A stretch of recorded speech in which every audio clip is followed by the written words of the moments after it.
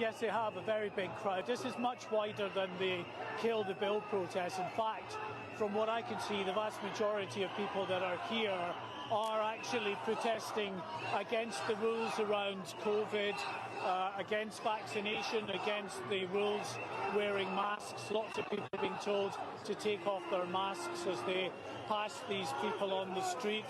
Also, of course, lots of other concern as well about the situation that they see with the potential for COVID passports being introduced to allow people access to certain areas. So a lot of different groups that have come together with a lot of different areas that they are concerned about under a general heading of an attempt, they say, to preserve their freedoms, to rail against what they say is a continuing effort by the government, by the authorities to curtail those freedoms.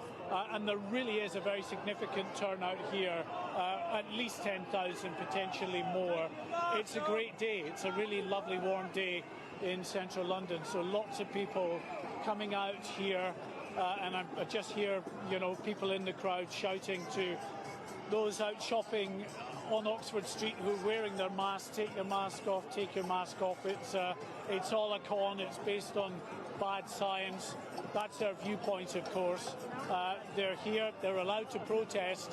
It should be, under the letter of the law, socially distant, but there's no way that the police are going to move in and try and disperse such a large crowd. And the hope will be that when this crowd gets to wherever they're going, and we don't know, we haven't been told where that will be, that they make their voices heard very peacefully and then they will continue on their journey home. But this is not the only protest. There are other protests taking place in a number of centres of population across the country today, roughly all around this same issue of a determination to try to, as they say, get back their freedoms and not have their freedoms curtailed anymore by the government. Mark White, thanks very much.